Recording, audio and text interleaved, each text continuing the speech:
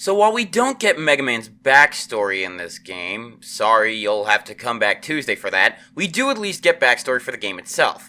Two scientists, Dr. Thomas Light and Dr. Albert Wily, have become famous for the creation of several humanoid robots called Robot Masters. These robots have the ability to think on their own without needing any other programming, and were designed to help out in dangerous job situations such as lumber cutting, waste incineration, and electricity management. However, one day, Dr. Wily suddenly turned evil, later revealed to be because he was sick of being overshadowed by light, and thus decided he was going to take over the world because that's just what evil scientists with a robot army do. He reprogrammed all of the robots save for two: Roll, a robot master in her own right, though whose only purpose was to help with housework, and Mega Man, who Wily supposedly tried to reprogram, but was able to resist it. So now, Mega Man, armed with, well, arm cannons, must go out and stop his rampaging brethren and bring Dr. Wily to justice. It's notable that Dr. Light and Dr. Wily are named after Thomas Edison and Albert Einstein respectively, and that Wily even looks like Einstein if he was insane and had an army of robots, while Dr. Light was modeled after Santa Claus of all people. Mega Man, meanwhile, was very obviously designed after Astro Boy, from the kid-like appearance to the cannons used for weapons and even the proportionally large head. One thing that the original Mega Man is known for is being one of the first, if not the first, game that allowed you to choose which order you wanted to do levels in. It was a pretty novel concept, and the only game I can think of that predated it was the original Legend of Zelda. You're given a choice of one of 6 stages to go through. Normally, I start with Bomb Man so that I can do as little backtracking as possible. But for the footage I got, I decided to start with Cutman, as not only is he the first Robot Master listed, but he's the one most players went after first when they played the game, since they didn't expect a level select screen.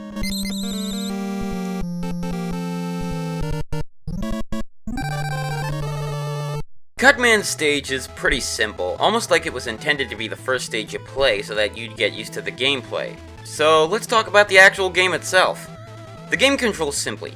Pressing A causes you to jump, and pressing B causes you to shoot your arm cannon. You can only have a max of 3 shots on screen at a time, but most enemies will die in that many shots anyway. One odd addition to the game is a points system.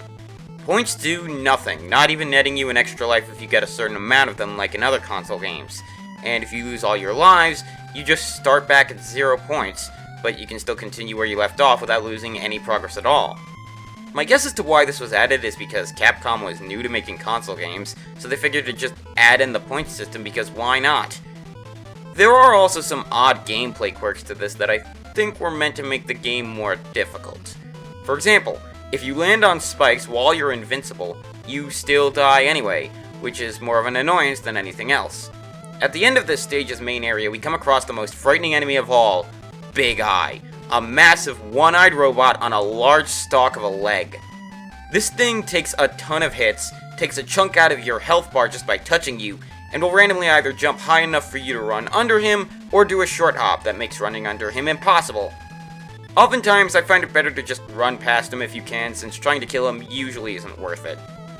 After you go through the door at the end of any stage, you have one final set of enemies to deal with in a hallway before dealing with the boss. One notable thing is that each boss in the series has a pattern to them, or at the very least has telegraphs to their attacks. Cutman here, for example, will attempt to jump onto the platform you're on and will sometimes throw his scissors on his head at you to try and distract you. But he also takes pretty heavy knockback when he gets hit by your arm cannon, so fire at him anytime he jumps up and he'll never get on your level. The only issue here is timing.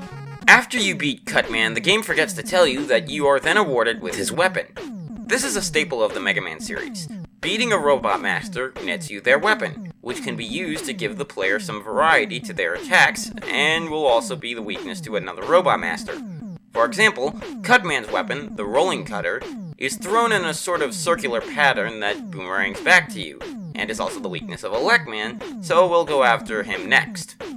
Electman's stage is far more vertical than most. You'll be climbing a lot of ladders on your way through this stage. In fact, I can't think of a single time when you don't climb a ladder when you transition between screens on this level, except for entering the door at the end. This level is also filled with some rather annoying enemies. Not only does Electman also have a big eye at the end of his stage, like Cutman, but he also has Gabules, these spines that are low to the ground. What makes them annoying is the fact that they're often too low for you to hit with your arm cannon, and said arm cannon will only stun them, meaning you have to use certain Robot Master weapons to take them out. The rolling cutter is one of them, but the problem is that if you use a Robot Master weapon too much, you won't have enough weapon energy for the boss. Also scattered throughout this stage are these lightning spawners called electric arcs. They do a lot of damage if you get hit by them, but they activate in a timed pattern, so it's easy to slip past them if you pay attention. You even have to climb past a bunch of these in order to get to Electman himself.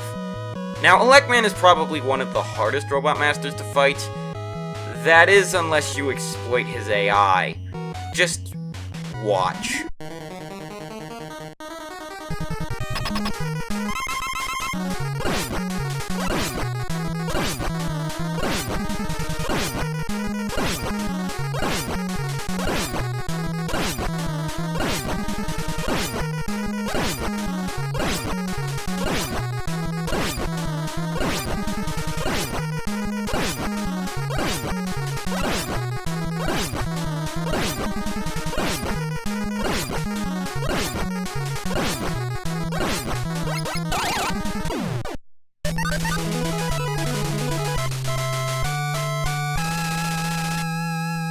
Yeah, that's a real fight that happened.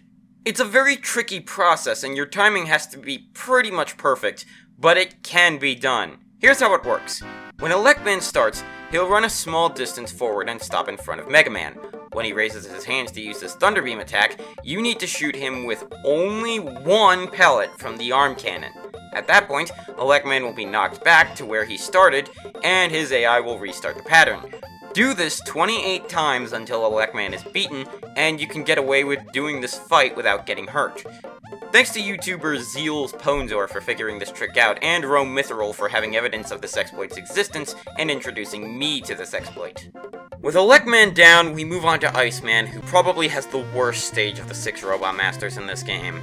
Yeah, this level and we don't get along too well. First off, we have ice physics, which is a surefire way for me to hate a level. I'm already not a fan of the ice element as it is, especially in real life where I live in New England. But ice physics in video games annoy me because they just make movement janky. Here, they're no exception. Your friction on almost every platform in the stage is practically non-existent, so when you need to stop, you end up sliding along the ground. The only way to prevent this is to jump straight up in the air, because then you don't have any directional influence for the ice physics to use. On top of that, there are areas in this level with infinitely respawning enemies, more gabules, Big Eye, and a staple of this series that everyone hates, Yoku blocks, aka the annoying disappearing reappearing block sections. These things also appeared in Electman stage, but they're much worse here since there's so many of them, and jumping on the wrong block can actually make you have to start over. But if that wasn't bad enough, there's also these things called footholders. They're moving platforms that require you to jump on their heads to cross a large, bottomless gap. Make one wrong jump, and you're dead. The worst part is that the second half of this section has the respawning Peng enemies from earlier in this stage. The only way I found I could do this section while keeping my sanity is to use a tool called the Magnet Beam. The Magnet Beam can be found back in the Electman stage, hidden behind some large blocks that can only be destroyed with 2 weapons, one of which is the Thunder Beam, and the other we don't have yet. If you hold down the fire button with the Magnet Beam, you can create a temporary platform. Use this to cross over the footholders, and you're good to go. This thing is also absolutely necessary in the later part of the game, so even if you don't want to use it here, you'll have to use it later anyway. Iceman himself can be a pretty annoying boss if you're not careful. His attack pattern consists of running back and forth and shooting ice at you in a way that you have to be pixel perfect to dodge. Fail, and you'll take 1/3 of your max health as damage. The Thunder Beam, however, makes quick work of him. The Thunder Beam itself is also a pretty damn good weapon. It fires a wave of lightning straight forward as well as a small bolt above and below your arm cannon, making it pretty effective as an offensive weapon. And when used on Iceman, it takes 1/3 of his health just like his weapon does to Mega Man. Moving on, we have Fireman stage, which isn't too bad. This stage is mostly about being patient. A lot of the most dangerous parts of this stage come from what seems like nowhere, like with these tackle fires. They not only pop out of the lava with almost no warning, but they also rain from the ceiling a few seconds after they hit the top. There are also these fire bolts that are similar to Electman's electric arcs, as well as fire pillars that tend to get in your way. Fortunately, you can freeze these pillars with Iceman's weapon, the Ice Slasher. You might need the weapon for Fireman, however, because it is his weakness. If I had to say the biggest annoyance in this stage, it's the chute that drops what the game calls fireballs. Trying to get the timing on this one is tricky, but not impossible. Unfortunately, I couldn't do it during the filming of this stage. When you reach Fireman himself, he's a bit of a pain since he starts to rapidly spam his attacks at you. He's the only enemy in the entire game that gets damaged by the Ice Slasher, notably. The Ice Slasher is less of a weapon and more of a utility, as it freezes any enemies in place. This means that you can get some enemies, like Big Eye for example, to stay out of your way if you time the shots right.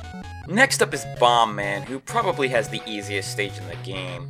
A lot of it's just avoiding enemies. There are still some annoying bits, like destroying these turret enemies called Beaks, dealing with the cousin of Mario's Bullet Bills, known as Killer Bullets, or avoiding these invincible rising bomb enemies called Bomb Bombs, but it's easy to get through them if you're careful.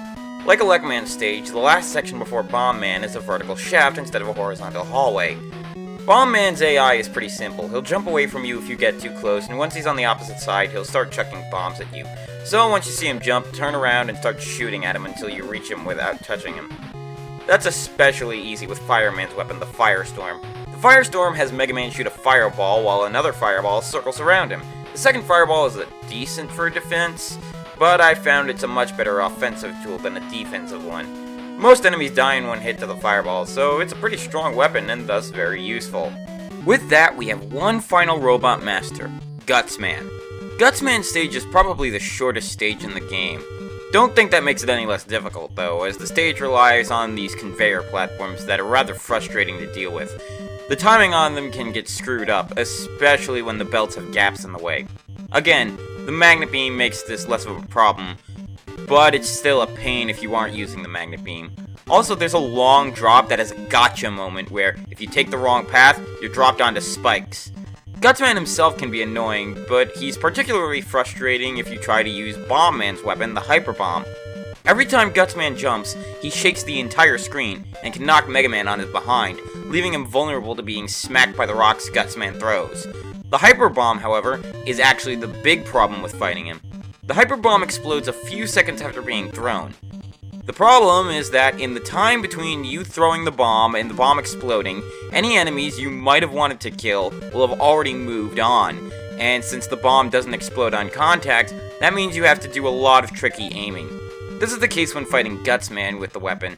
He's easily able to jump away from the bombs, so unless he's jumping straight up in the air, you're going to need to rely on a lot of RNG in order to effectively hurt him. Gutsman's weapon isn't much better, honestly. The attack, the super arm, is far more of a utility than a weapon, and it's even more situational than the Ice Slasher since in order to use it, you need to get Guts blocks. The problem is that only about 5 stages in the game even have Guts blocks for you to use. Even with that, the throwing arc of the blocks is rather awkward, and if you die, the blocks don't respawn. You also need to stand right next to a Guts block in order to actually pick it up. Even fighting Cutman, the Robot Master actually weak to the super arm, is easier said than done. Sure, he goes down in 2 hits, but hitting him with the block screws up his AI, so you can't use it against him nearly as well. Once you beat the 6 stages, one final stage opens up, giving you access to Dr. Wily's stages. Interestingly, you can still go back to any of the 6 Robot Master stages after you beat them, and if you reach the end, you can fight the boss again. But since we don't need to do so, we can move on. Dr. Wily has 4 different stages that you have to do in order, and they all revolve around dealing with annoying platforming where, if you fall, you either land on spikes or fall down a pit. It also doesn't help that there's some rather aggravating enemy placement that likes to smack you into those traps. And then there's this room right here! Remember the annoyance from dealing with footholders in Iceman stage? Well, they turned the annoyance level up to 12 on this one by trading the pengs from the second half of the section in Iceman stage with spikes on both the floor and the ceiling. Meaning that now, if the footholder goes too high, you'll end up dead. And you also need to watch out when crossing with the magnet beam. It also doesn't help that the moment the screen scrolls down, the footholders will try to snipe you. Once you get through this section, you have to make small platforms to get into the next room. Each of the Wily stages has a boss of their own to deal with, and Wily Stage 1 has easily the most infamous boss in Mega Man history, the Yellow Devil. The Yellow Devil is a blob-like creature that attacks using a laser from its eye. but when you first enter into its room, it isn't even there. This is where its infamy comes in. The main way the Yellow Devil attacks is by splitting apart and hurling chunks of itself across the room, meaning you have to try and dodge the blobs of it. When all the pieces are on the other side of the room, it will open up its eye, which is its weak spot. You only have one chance with each pass to actually hit the eye, be it with the arm cannon or with its weakness, the Thunder Beam. Yeah, the Wily bosses are weak to your Robot Master weapons as well. But thankfully, there's a glitch with this game that can help. When you attack with a weapon that sticks around, like, say, the Thunder Beam, pressing start immediately resets the hitboxes of the attacks.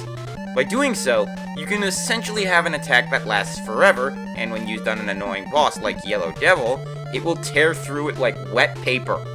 Stage 2 introduces us to something all Wily Fortresses do in the series, rematches against the Robot Masters. Although, just like a lot of other things in this game, it's a bit different from later games in the series. For one, you only face 2 of them here, as you'll face the other 4 later on. And not only that, but you face them in a set order, first fighting Cutman, and then fighting Electman. There are no blocks in this stage, so you can't even use the Super Arm against Cutman if you wanted to. And since the layout of the fight in this stage is different, you can't do the little AI exploit with Electman, which means he's about to go crazy! Though the Rolling Cutter does take out 1/3 of his health, so I suppose that's a fair compromise. At the end of this stage, however, Dr. Wily places Mega Man in a trap, and so he must fight a duplicate of himself called Copy Robot. Copy Robot will always use the weapon Mega Man uses, which includes the Magnet Beam and Super Arm, although he doesn't actually do anything when you're equipped with those. By doing this, you can get him to stay away before attacking him with a weapon like the Firestorm, and then switching back, hopefully while taking very little damage in the process. It's definitely an interesting fight, but it's over now, so let's move on. Stage 3 takes place in a tunnel, and after the first half, water fills up the place and forces you down the tunnel. In addition, the game will also throw respawning pangs and then killer bullets at you, meaning you have to destroy or avoid them. Though be careful when destroying pangs because there's a glitch that causes them to constantly respawn even when they're not supposed to until you reach the boss. At the end of the tunnel comes the alphabet soup named CWU01P. And yes, I know that 0 and 1 are numbers, not letters, just roll with it. This thing is actually 7 bosses in one. They're weird chunks of metal encased in a bubble, and you need to damage each one to destroy it and then bring the next one out. But every time you destroy one, the next one is faster, so be aware of that. Fortunately, there are guts blocks in this room for you to throw with the Super Arm, but there are only 4 of them, so it's best to save them for the later bosses in the fight so that way you can dodge the slower ones and take the faster ones out quicker. And finally, we arrive at Stage 4, which comes complete with those conveyor belts from Gutsman's stage for the first section. There's also an item that only appears in this stage called the Yasichi, which completely refills your HP and ammo, which is good because right after you have to face a gauntlet of Bomb Man, Fireman, Iceman, and Gutsman, and in a room that actually traps you at the start. Once you beat all 4, you'll get access to face Dr. Wily himself and his Wily Machine. The Wily Machine has 2 forms, and each form is weak to a different weapon. The first form is weak to the Firestorm, while the second is weak to the Thunder Beam. And with the second form, just like with Yellow Devil, you can use the pause glitch. If you want to fight Wily more fairly, he is still a dangerous boss, and his attack in his second form can be very hard to avoid. Once you beat Wily, he's launched out of the Wily Machine and begins groveling in front of Mega Man.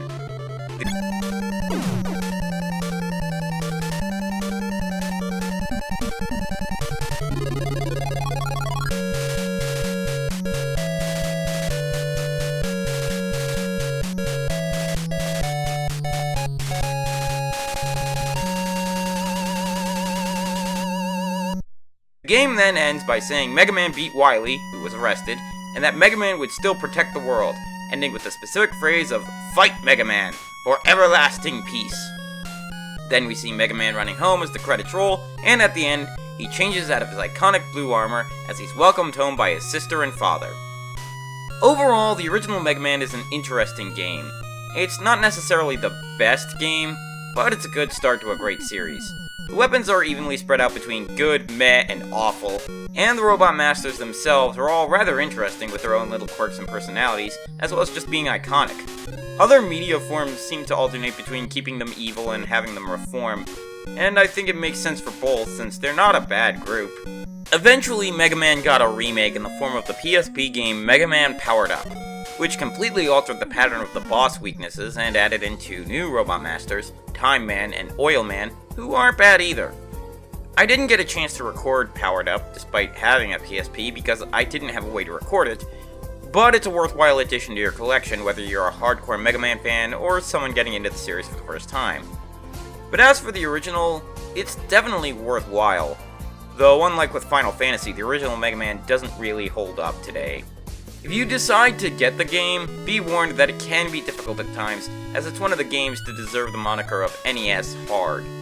Fortunately, for anyone who does want to play it without having to spend thousands of dollars, this game is available in various forms, from the Wii eShop, to the Mega Man Anniversary Collection on the 6th Gen consoles, to the more recent Mega Man Legacy Collection for the more recent consoles, as well as on Steam. While the original Mega Man was a decent start, the franchise really hit its stride with the next game, without a doubt the most fondly remembered game in the franchise. So join me again tomorrow as we look into Mega Man 2.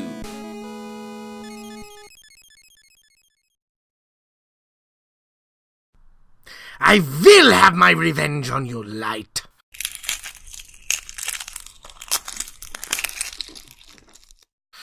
I will destroy you and your precious Mega Man.